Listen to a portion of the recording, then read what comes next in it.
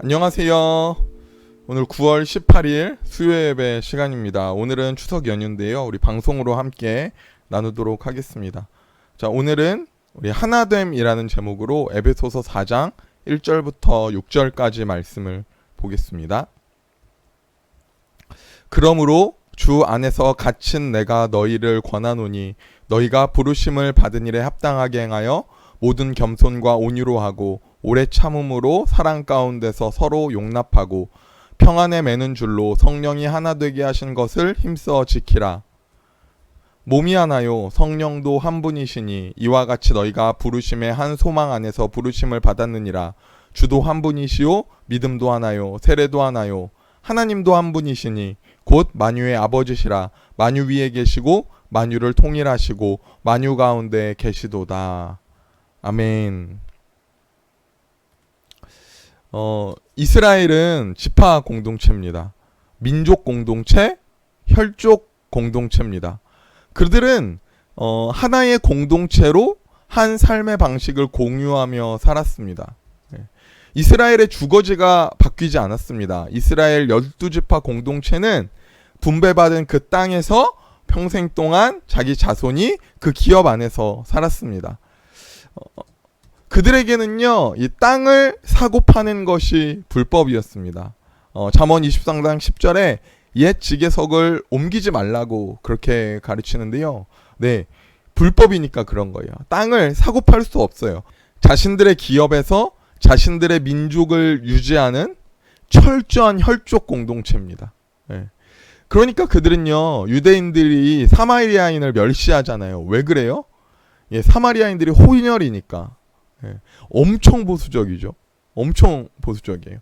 그런데 그것이 그들을 그렇게 공동체로 먹는 힘이 됩니다. 이런 나라가 많지 않죠. 그런데 그런 나라 중에 우리나라도 되게 이해하기가 쉽습니다. 요즘은 시대가 많이 변했지만 우리나라도 이 인종에 대해 되게 보수적인 나라잖아요. 우리나라도 한국인이라는 이 민족성이 아주 강하잖아요. 나라를 사랑하고 부모 형제와 끈끈하게 지내고 위기 때마다 한마음이 되어 모이고 일본도 싫어하고 중국도 싫어하고 우리 민족 이러지 않습니까? 그런 걸 보면 이 이스라엘 나라의 모습이 공감이 됩니다. 그들이 혈족 공동체, 지파 공동체, 그렇게 민족 공동체로 되게 보수적으로 지내는 모습이 다른 이야기처럼 느껴지진 않은 것 같아요. 그런데 그들에게는 하나가 더 있습니다. 그들은 뿐만 아니라 그들은 신앙 공동체입니다. 하나님이 택하신 하나님의 백성이라는 그들에게 깊이 뿌리내린 신앙이 그들을 하나로 묶습니다. 그들은 이 율법과 제사를 철저히 지킵니다. 이것이 이스라엘 백성들의 정체성입니다. 어떤 정체성이에요? 우리는 아브라함의 자손이다. 우리는 하나님의 언약의 백성이다. 이런 정체성으로 인해서 그들이 똘똘 뭉쳐 사는 공동체로 사는 거죠. 그런데 이 이스라엘의 공동체성은 우리나라보다 더 대단한 것 같아요. 우리나라랑 비교를 했잖아요. 비슷하다고. 근데 이 나라의 민족성이 어떻습니까? 디아스포라로 흩어졌던 그 유대인들, 나라가 멸망하고 흩어졌던 유대인들이 나라가 사라지고 나서 2500년이 지날 때까지 그 민족성, 그 정체성을 유지하고 있습니다. 지금 계속해서 팔레스타인 땅에서 전쟁을 하고 있잖아요. 이런 저런 문제가 많이 있어요. 그런데 지금 전쟁이 어떻게 됐니 뭐가 있니가 중요한 게 아니라 전 대단하다고 생각합니다. 지금까지 이렇게 민족성을 유지할 수 있다는 게, 전 세계에 흩어져 있어도 자신들의 민족성을 유지한 게 얼마나 대단합니까? 우리나라는 죄일교포 3세만 되면 외국에 나가서 사는 사람들에게 한국인의 모습이 좀 사라지는 것 같아요. 외국에 나가서 몇 년 살면 거짓말처럼 한국인이 아니라 우리 교포 느낌이라고 하잖아요. 말도 어눌해지고 뭔가 생각하는 것, 감성 이런 거 다르고 사람이 확 변하지 않습니까? 말투, 행동거지 이런 게 변하는데, 그런데 이스라엘은 그 정도가 아니잖아요. 2500년을 전 세계에서 흩어져 외국에서 살았습니다. 그런데 여전히 그래도 그들이 민족성을 유지합니다. 왜 가능합니까? 그들은 신앙 공동체이기 때문입니다. 그들에게 있는 이 율법과 제사, 하나님의 약속의 백성이라는 그들의 신앙이 그렇게 만든 거죠. 예. 그러면 우리 기독교는 어떻습니까? 우린 유대교가 아니죠. 우린 이스라엘 사람이 아닙니다. 그럼 기독교는 어때요? 유대교는 사실 엄청 폐쇄적이잖아요. 자기 민족, 우리 신앙. 그런데 우리 기독교는 이렇습니다. 예, 열방을 향하는 종교입니다. 온 민족에게 구원의 기쁜 소식을 전하는 것이 기독교입니다. 예. 그러니까 우리는 포용적이죠. 우리는 그렇습니다. 그런데 우리 기독교는요, 너무나 많은 분열의 역사를 가지고 있는 게 또한 기독교예요.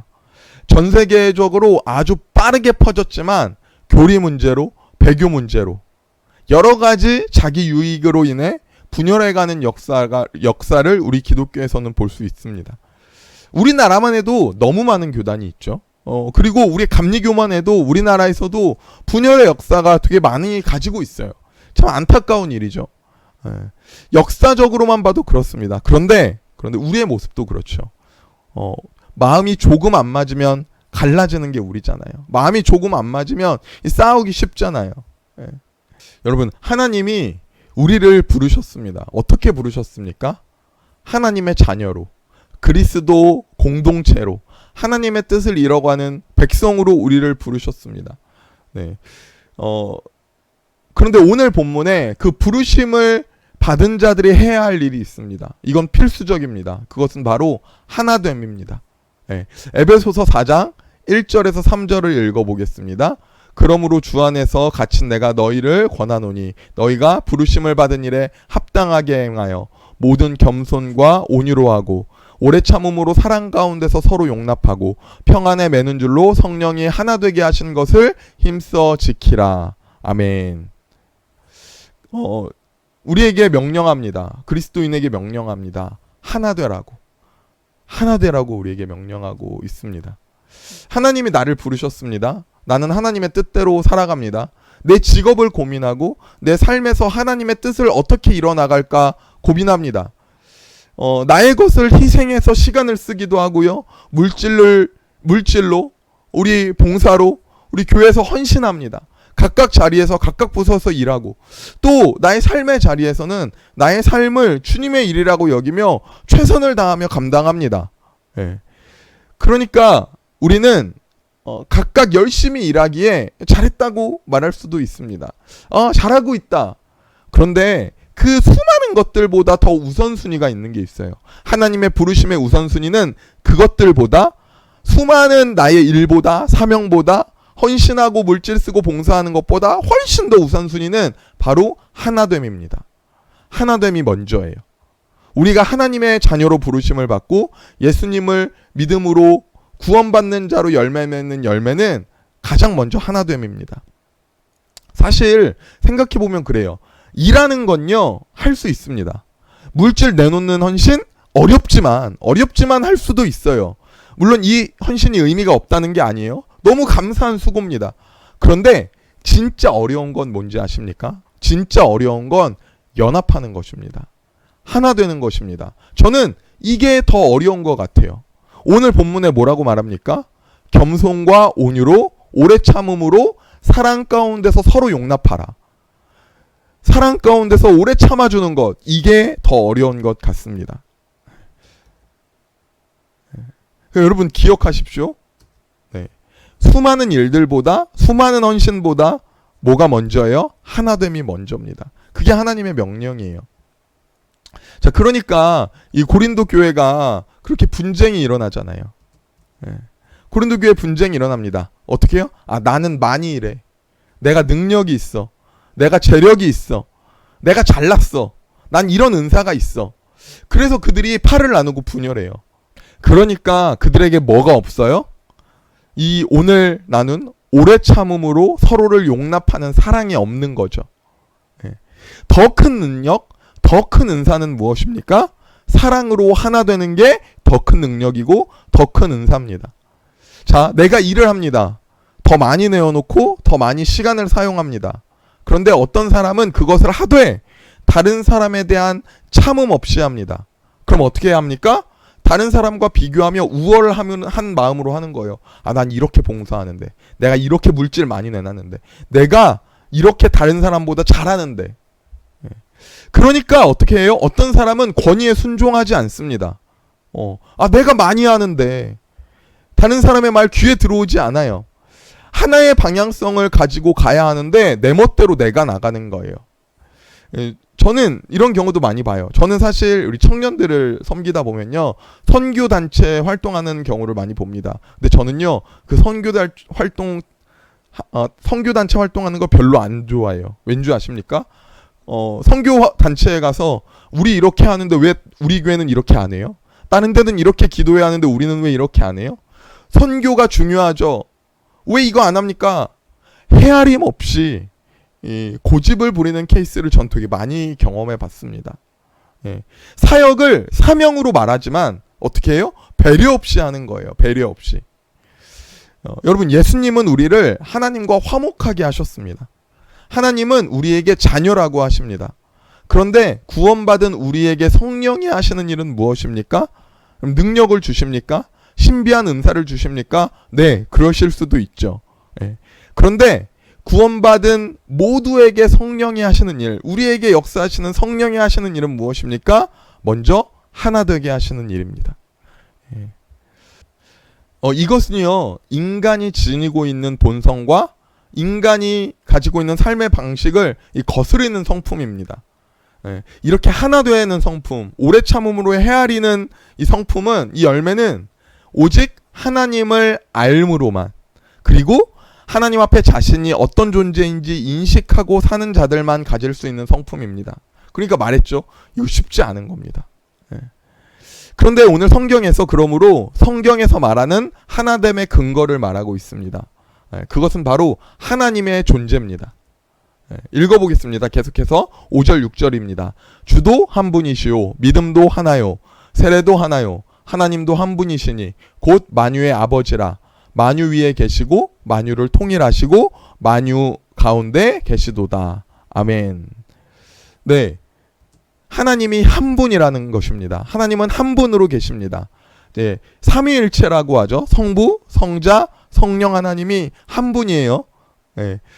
이것은 인간이 이해할 수 없는 하나님의 존재 방식입니다. 여러분, 우리가 믿는 가장 기본적인 신앙은 이 삼위일체 하나님을 믿는 그 토대 위에 세워져 갑니다. 삼위일체는 인간의 입장에선 신비죠. 우리는 이것을 믿음으로 받아들입니다. 이것은 인간이 이해할 수 없는 하나님의 존재 방식이니까요. 그런데 사실 하나님과 우리의 연합, 그리고 또 성도와 성도의 연합은 이 삼위일체 하나님의 연합의 원리와 같은 원리입니다. 우리의 하나됨은 하나님의 하나됨과 닮아 있습니다.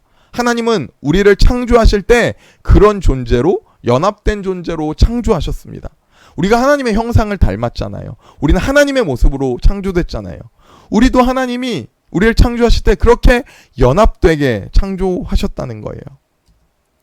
죄의 속설은 분열입니다. 단절입니다. 나누게 합니다. 죄가 우리를 그렇게 만들어 놓습니다. 내가 하나님이다 자랑하며 내가 주권자가 되고 싶어 합니다. 그러니까 헌신해도 내어놓아도 내 기준대로 하고 내 자랑하면서 하는 거예요. 그러기 쉬운 게 인간의 모습이라는 거예요. 이것은 정확히 하나님과 반대된 속성입니다. 구원에 여러 가지 정의가 있습니다. 그 중에 하나가 구원이란 하나님과의 온전한 연합이다. 이게 구원의 정의 중에 하나예요. 예수님의 십자가의 사건은 우리를 죄에서 구원하시되 어떻게 구원하셨느냐? 우리를 하나님과 연합되게 하시는 사건이 바로 예수 그리스도의 십자가 사건입니다. 여러분, 하나님의 하나됨을 기억하십시오. 그렇다면 우리를 헤아리며 오래 참는 사랑으로 사랑하신 그 사랑을 깨달아 우리도 그렇게 오래 참는 사랑으로 사랑할 수 있습니다. 여러분, 예수님의 십자가를 생각하십시오.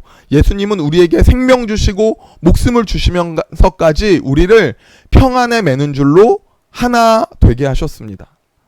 우리는 오늘 이 하나됨을 묵상하기를 소망합니다. 지금 명절 중에 있죠, 여러분. 가정도 점점 더 개인화되는 것 같습니다. 가정도 주님 세우신 교회죠. 교회의 모습도 점점 개인화되는 것 같습니다. 여러분, 근데 이 시대에 우리가 하나됨을 고민하기를 원합니다. 우리가 때로는 내 신앙만 가지고 발버둥 칠 때가 많습니다. 신앙은 각자야 하면서 이 신앙을 우리 개인화시킬 때가 많습니다. 왜냐? 하나님의 뜻을 발견하는 게 나의 인생의 목표를 가지고 감당하는 사명들이 개인의 일로 느껴지기 때문입니다. 그런데 여러분, 하나님의 구원은 우리를 그렇게 두지 않으십니다. 신앙은 각자 하는 거지 개인이 하는 거지가 아닙니다. 하나님은 우리를 교회로 부르셨습니다. 감리교회 창시자 존 웨슬리는 이렇게 말했습니다. 외톨이 그리스도인보다 더 비기독교적인 것은 없다 라고 말했습니다. 무슨 말입니까? 신앙은 각자가 아니라는 거죠. 혼자 하는 신앙생활은 이 기독교적인 게 아니라는 얘기 아닙니까? 우리가 함께 교회로 세워져 가기를 소망합니다. 지체의 아픈 곳을 나의 아픔으로 여기고 감쌉니다. 예수님이 머리 되셔서 우리가 하나님의 뜻을 이뤄나감이 하나 되어 한 뜻을 모아 해나갑니다. 하나님의 명령은 사랑입니다. 우리가 때로는 일하는 것에 정신 팔리고, 우리가 때로는 나의 삶에 정신이 팔려 가장 연약한 곳을 놓치고 있는지도 모릅니다. 여러분, 우리가 가장 연약한 곳을 돌보며 우리 함께 서로 사랑하는 우리 교회 되기를 원합니다. 우리 안에 하나 되게 하시는 그 하나님의 역사가 우리 안에 있기를 소망합니다. 기도하겠습니다. 사랑의 하나님, 감사합니다. 우리를 교회로 부르셨사오니 먼저 예수님을 우리의 머리로 삼게 하시고 하나님의 뜻을 이뤄가는 주의 자녀들 되게 하여 주시옵소서. 또한 우리가 한 몸으로 감당하기를 원합니다. 우리에게 성령을 충만하게 하셔서 연합하게 하여 주시옵소서.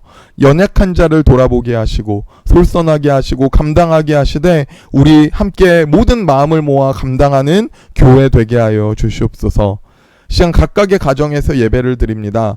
우리의 가정이 또한 연합된 가정, 연합된 교회 되게 하셔서 하나 되어 주의 뜻을 이뤄가는 가정 되게 하여 주시옵소서. 주님, 우리에게 허락하시는 그 화평과 화목이 있기를 원하오며 예수님의 이름으로 기도드립니다. 아멘.